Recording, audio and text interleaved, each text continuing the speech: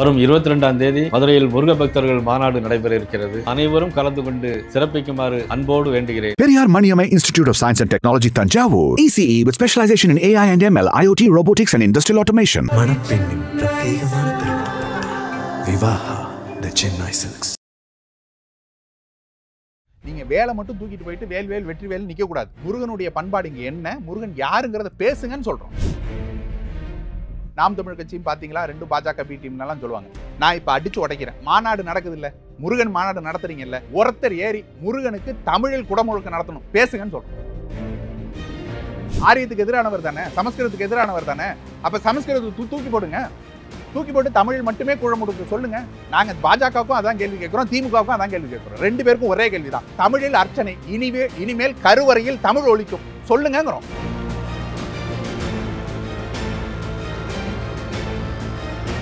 IBC Tamil நேயர்களுக்கு வணக்கம். இன்றைய நேர்காணலில் நம்மோடு இணைந்திருக்கிறார் நாம் தமிழர் கட்சியை சேர்ந்த மருத்துவர் கார்த்திகேயன் அவர்கள். வணக்கம். வணக்கம்.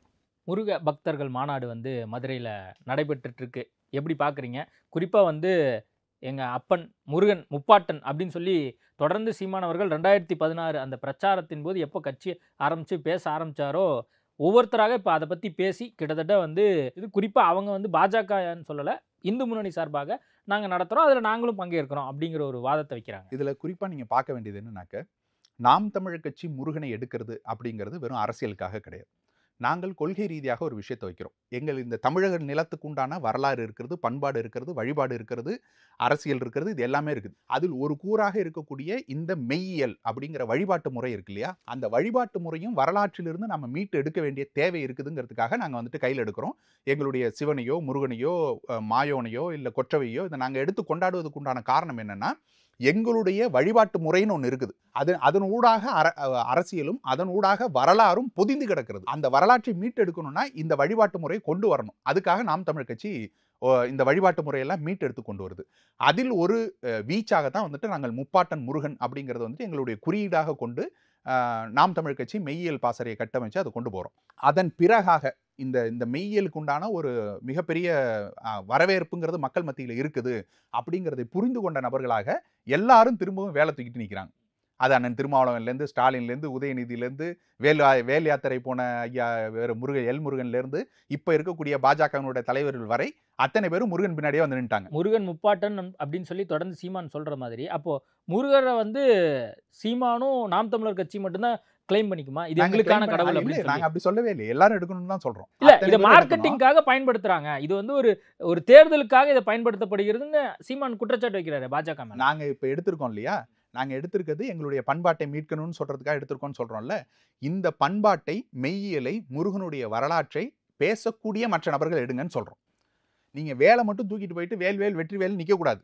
முருகனுடைய பண்பாடு இங்க என்ன, முருகன் யாருங்கிறத பேசுங்கன்னு சொல்றோம். நீங்க கொண்டு போயிட்டு அவர் கணபதிக்கு தம்பி, சிவனுக்கு புள்ளன் நிக்காதீங்கன்னு சொல்றோம். முருகன் யார், உண்மையிலே யார், முப்பாட்டனாக நாங்கள் ஏன் கொண்டாடுறோம்னா, இங்க வாழ்ந்த ஒரு மனிதன், இங்கே வையத்துள் வாழ்வாங்கு வாழ்வர் வானுரையில் தெய்வத்தில் வைக்கப்படும்னு வள்ளுவன் சொல்வது போல, இங்கே தமிழர்களுக்காக மிகப்பெரிய வாழ்வாங்கு வாழ்ந்த ஒரு மனிதனாக இருந்த ஒரு நபர் முருகன். அப்ப அவருடைய வேல்வீச்சு என்ன, அவருடைய கான்ட்ரிபியூஷன்ஸ் சொல்றோம்ல, அது போல அவருடைய பங்கீடுகள் இங்க என்னங்கிறத நீங்க பேசுங்கன்னு சொல்றோம். நாங்க போராட்டம் நடத்துறோம்ல. இப்ப இதுல நிறைய பேர் விமர்சனம் வைக்கிறது என்னன்னாக்க, பாஜகவும் முருகனும் தூக்குது, இவரும் முருகன் தூக்குறாங்க, நாம் தமிழ் கட்சியும் பாத்தீங்களா 2 பாஜக பி டீம்லாம் சொல்லுவாங்க. நான் இப்ப அடிச்சு உடைக்கிறேன். மாநாடு நடக்குது இல்ல, முருகன் மாநாடு நடத்துறீங்க இல்ல, ஒருத்தர் ஏறி முருகனுக்கு தமிழில் குடமுழுக்கு நடத்தணும் பேசுங்கன்னு சொல்றோம். வரவேற்கிறேன் அப்படின்னு சொல்லி வழிபாடு தமிழில் நடக்கணும், நீங்க கோரிக்கை வச்சு போராடுங்கன்னு சொல்றோம். முருகனுக்கு மாநாடு நடத்துறீங்கல்ல, வழிபாடு கருவறைக்குள் தமிழ் ஒழிக்க வேண்டும், சமஸ்கிருதத்தை தூக்கி எறிய வேண்டும். நாம் தமிழ் கட்சி சொல்லுது இல்ல, எங்களுடைய பண்பாட்டை மீட்டெடுக்கிறதுக்கு நீங்க தமிழிலும் குடமுழுக்கு நடத்தணும்னா அது என்ன, நீ எனக்கு பிச்சை போறியான அண்ணன் சீமான் கேட்கிறாருல, நீங்க கேளுங்கன்னு சொல்றோம். சமஸ்கிருதத்தை தூக்கி போட்டு தமிழ் கடவுள் முருகனுக்கு தமிழ்ல அர்ச்சனை பண்ணு. சேகர் பாபு அதுக்கு தெளிவான விளக்கத்தை கொடுத்துரு. ஆல்ரெடி அறநிலைத்துறை அதிகாரிகிட்ட நாங்க பேசி முடிவெடுத்த ஒரு விஷயம் தான். கடைசியா இவர் அதை சொல்லிட்டு இருக்காரு. இவ்வளவு நாள் நீங்க அறிவிக்கிறதுக்கு இருந்துச்சா? அறிவிக்காம நீங்க வச்சுட்டே இருப்பீங்களா? முடிவெடுத்து வச்சிருந்தீங்கன்னா, அம்மையார் கனிமொழி அவர்கள்ட்ட கேட்கும் போது அவங்க பதில் சொன்னாங்களா? ஆமாங்க தமிழ்லயும் தான் குடமுழுக்கு நடத்த போகுது அப்படின்னு சொன்னாங்களா? சொல்ல முடிஞ்சுச்சா இல்ல, அவங்களால? அவங்க வந்து எம்பியா இருக்காங்க. சேகர் பாபு தான் அறநிலைத்துறை அமைச்சர். நீங்க ஜூலை 7ஆம் தேதி தான் கேள்வி திருச்செந்தூர்ல கேட்கப்படும் போது கும்பாபிஷேகம் நடக்குது. ஒரு எம்பிக்கு தெரியாதா திருச்செந்தூர்ல நடக்கக்கூடிய கும்பாபிஷேகத்துக்கு அது இவ்வளவு தூரம் பேசுபொருளாக மாறிய பிறகும் கூட அவருக்கு தெரியாதா இது வந்து தமிழிலும் குடமுழுக்கு நடத்த போறாங்கிறது அவருக்கு தெரியாதா? ஏன்னா அந்த காலகட்டத்தில் தமிழில் குடமுழுக்கு நடத்தப்படுங்கிறது முடிவெடுக்கப்படல. நாங்க போராட்டத்தை எல்லாம் அறிவிச்சு இவ்வளவு தூரம் மக்கள் போராட்டமாக அது மாறிய பிறகு தமிழிலும் குடமுழுக்கு. அது என்ன தமிழிலும் குடமுழுக்கு? தமிழ் கடவுள் தானே, தமிழில் மட்டும்தான் குடமுழுக்கு சொல்லிட்டு அந்த போங்க. எப்படி நீங்க திராவிட ஆட்சி தானே, இல்ல அதுதான் இப்போ அந்த ஒரு சமஸ்கிருதத்துக்கு எதிரானவர் தானே, நீங்க ஆரியத்துக்கு எதிரானவர் தானே, சமஸ்கிருதத்துக்கு எதிரானவர் தானே. அப்ப சமஸ்கிருதத்தை தூக்கி போடுங்க, தூக்கி போட்டு தமிழில் மட்டுமே குழமுழுக்கு சொல்லுங்க. நாங்க பாஜகவுக்கும் அதான் கேள்வி கேட்கிறோம், திமுகவுக்கும் அதான் கேள்வி கேட்கிறோம். ரெண்டு பேருக்கும் ஒரே கேள்விதான். சமஸ்கிருதத்தை தூக்கி எறிந்து விட்டு தமிழில் குடமுழுக்கு, தமிழில் அர்ச்சனை, இனிமேல் கருவறையில் தமிழ் ஒலிக்கும் சொல்லுங்கிறோம். முடியுமா உங்களால? இல்ல நீங்க கேக்குறது வந்து தமிழ்நாடு முழுவதும் எல்லா கோயில்களுக்குமா இல்ல முருகன் எல்லா கோயில்களுக்கும் சொல்றோம், எல்லா கோயில்களுக்கும் சொல்றோம், எல்லா கோயில்களுக்கும். இங்கே தமிழ் வழியில் கட்டப்பட்ட கோயில் தானே இங்க இருக்கிறது எல்லாமே. அத்தனை கோயிலும் தமிழர்கள் கட்டியது தானே, தமிழ் மன்னர்கள் கட்டிய கோயில் தானே. அப்ப அதுல இருக்கக்கூடிய கடவுளுக்கு நீங்க வந்துட்டு வழிபடுறவன் தமிழன், கட்டினவன் தமிழன், இருக்கிறவன் தமிழன், உள்ள இருக்கிற சிவனோ முருகனோ எல்லாரும் தமிழன். அப்படி இருக்கும்போது நீங்க ஏன் சமஸ்கிருதத்துல மந்திரம் ஓதணும், ஏன் ஓதணும்னு கேள்வி. அதுதான் கேள்வி. அப்ப அதை தூக்கி எறிந்து விட்டு உங்களால தமிழ்ல ஓத முடியுமா? திராவிட மாடல் ஐயா ஸ்டாலின் அவர்கள் வந்துட்டு மோர் டேஞ்சரஸ் தென் கருணாநிதி ஓதுங்கிறோம். முடியுமா உங்களால? அதேதான் கேள்வி பாஜகவுக்கும். இப்ப திமுகவும் பாஜகவுக்கும் சரிசமங்கிறது இதுல இல்ல தெரியுது, சமஸ்கிருதத்துல இல்ல தெரியுது. சமஸ்கிருதத்தை எதிர்த்து உங்களால எதுவும் செய்ய முடியல இல்ல, மண்டிட்டு கிடக்குறீங்கல்ல. நாம் தமிழ் கட்சி போராடுது தமிழில் மட்டுமே குடமுழுக்கு, தமிழில் மட்டுமே அர்ச்சனை, அத்தனை கோயில்கள்லையும் நீங்க போராடுங்க சொல்லுங்கிறோம். முடியுமா உங்களால? அப்ப இதுதான் வேறுபாடு. இங்கே தமிழருக்கும் தமிழ் சார்ந்த நிலத்துக்கும் இங்கே மக்களுக்கு உண்டான உரிமை போராட்டத்துக்கும் இதை எடுத்துக்கொண்டு வெறும் அரசியலா மட்டும் வச்சுக்கொண்டு ஓட்டு வாங்குறதுக்கும் உண்டான வித்தியாசங்கிறது இதுதான். இப்போ மனித சங்கிலி போராட்டம்லாம் வந்து மதுரையிலேயே வந்து நடத்தப்பட்டது. அதுல திருமாவளவன், அமீர், இன்னும் கம்யூனிஸ்ட் கட்சியை சேர்ந்த பல்வேறு தோழர்கள்லாம் வந்து பங்கேற்றாங்க. இவ்வளோ பேசக்கூடிய சீமான் அவர் ஒரு போராட்டம் மதுரையில பண்ணியிருந்திருக்கலாமே. நாங்க பல போராட்டங்கள் நடத்தி கொண்டு தாங்க இருக்கிறோம். இந்த ஒரு போராட்டம் மட்டுமா? இல்ல, எல்லா முழுக்க மத வெறிய தூண்டுற மாதிரி இருக்கு. இது ஒரு மதத்துக்காகவே இந்த ஒரு மாநாடு நடத்தப்படுது. இது வந்து ஆன்மீக மாநாடே இல்லை, இது ஒரு அரசியல் மாநாடாக பார்க்கப்படுகிறது. ஏன்னா ஒரு 6 முழக்கங்களை அடிப்படையா வச்சு அவங்க வந்து அந்த முருகன்ட்ட வந்து வெளிப்படையா உடைச்சு பேசிட்டு தானே இருக்கோம், வெளிப்படையா உடைச்சு பேசிட்டு தானே இருக்கோம். அண்ணன் சீமான் ஏதாவது ஒரு இடத்துல இந்த முருகன் மாநாட்டுக்கு ஆதரவு கொடுத்தாரா? திமுக முருகன் மாநாடு நடத்துச்சு போட வச்சோம், இந்த வருஷம் பாஜக நடத்துது, அவ்வளவுதான் வித்தியாசம். ரெண்டு பேரும் ஒரே மாதிரி தான் நடத்துவாங்க, சமஸ்கிருதத்துல தான் பேசுவாங்க.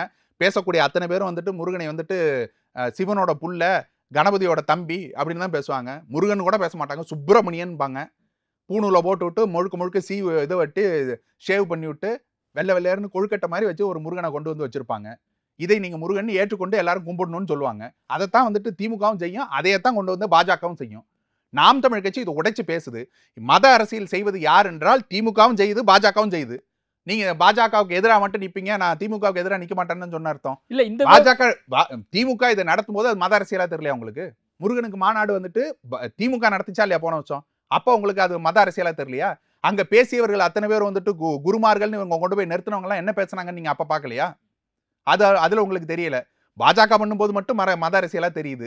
செய்யட்டுங்கிறோம். நீங்க மத அரசியலை செய்யுங்கள், மக்களுக்கு விளங்கட்டுங்கிறோம். நீங்க என்ன பண்றீங்கிறது ஒவ்வொரு மாநிலங்களையும் எந்தெந்த கடவுளை தூக்கி பிடிச்சிட்டு வர்றீங்க பாஜகங்கிறது எல்லாருக்கும் தெரியும். நீங்க அங்க ராமரை தூக்குவீங்க, அங்க ஜெய் ஜெகநாத்பீங்க, இங்க வந்தாக்கா ஐயப்பனை தூக்குவீங்க, இங்க வந்தா முருகனை தூக்குவீங்க.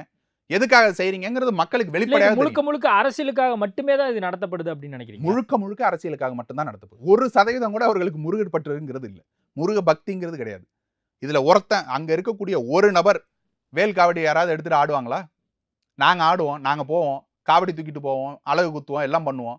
அங்க இருக்கக்கூடிய ஒரு நபர் ஹெச் ராஜா அவர்கள் ஒரு காவடி தூக்கிட்டு வந்துருவாரா? பண்ண முடியுமா? ஒரு அழகு குத்துவாரா? பண்ணியிருக்காரா இது வரைக்கும்? நாங்க செய்வோம். ஏன்னா இது எங்க கடவுள், எங்க முருகன்.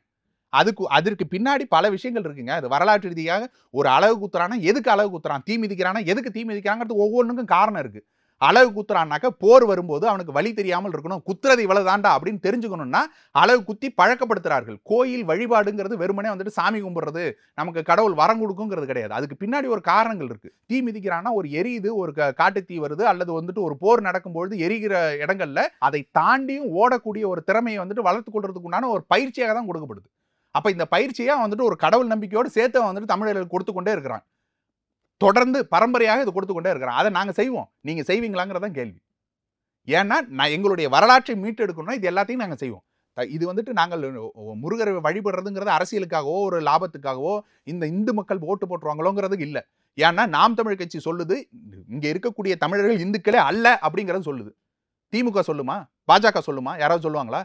நாங்கள் தமிழர்கள், நாங்கள் இந்துக்கள் அல்லன்னு சொல்றோம். நீங்க சொல்லுவீங்களாங்கிறதான் கேள்வி. நாங்கள் வீர சைவர்களாக இருந்தோம், நாங்கள் ஆசீர்வத்தை கடைபிடித்து நின்றோம், இங்க சமணத்தை கடைபிடித்து நின்றோம், இங்க இந்துங்கிற ஒரு மதம் இருந்துச்சாங்கிற கேள்வி அண்ணன் எழுப்புறாரு. யாராவது ஒருத்தர் எழுப்பியிருக்கீங்களா? அப்ப மதத்துக்கு எதிராக நிக்கணும்னா நீங்க நாம் தமிழ் கட்சியில தான் நிக்கணும். இப்போ சீமான் முருகனை டச் பண்ணி பேச ஆரம்பிச்சாரு. இப்போ திமுக, இப்போ பாஜகவும் கையில் எடுத்துருச்சு. அடுத்து சீமான் இதை எப்படி பார்க்குறாரு? அவருடைய எண்ணோட்டமா, அவரோட மனசாட்சி என்ன? நாங்கள் பல விதைகளை விதைச்சு கொண்டே வர்றோங்க. பல விதைகளை அண்ணன் சீமான் வந்துட்டு போட்டுக்கொண்டே வர்றாரு கருத்தியல் ரீதியாக. ஒவ்வொன்றும் வேற வேற விதமாக விளைந்து கொண்டே இருக்கிறது. அது இந்த நிலத்தில் விளைந்து கொண்டு இருக்கிறதுங்கிறது எங்களுக்கு நல்லா கண்ணு கூட தெரிகிறது. அது வந்துட்டு ஜல்லிக்கட்டு போராட்டத்தில் இருக்கட்டும், இப்போ கல் இறக்குறதுல இருக்கட்டும், மீனவர்களுக்கு உண்டான பாதுகாப்பாக இருக்கட்டும், இல்லை இங்கே வந்துட்டு மீத்தேன் ஈத்தேனை வந்துட்டு தடுத்து நிறுத்தியதாக இருக்கட்டும், இந்த இருபெரும் கட்சிகளும் இருந்தபோது மீத்தேன் ஈத்தேன் எடுக்கப்பட்டுச்சு. நாம் தமிழர் கட்சி வந்து அதை போராட்டமாக மாற்றி மக்கள் மத்தியில் கொண்டு போய் அதை பேசுபொருளாக மாற்றின பிறகுதான் இது வந்துட்டு ஒரு பாதுகாக்கப்பட்ட வேளாண் மண்டலமாக மாற்றப்படுகிறது. ஏன்னா மக்கள் மத்தியில் ஒரு பேசுபொருளாக மாறுது.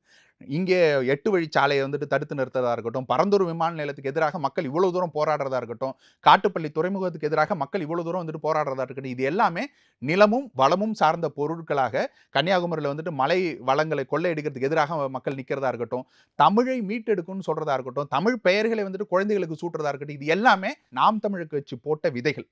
அது முளைச்சி எல்லார் மத்தியிலும் வந்து கொண்டு இருக்கிறதுங்கிறது எங்களுக்கு வெளிப்படையாக தெரிந்து கொண்டே இருக்குது.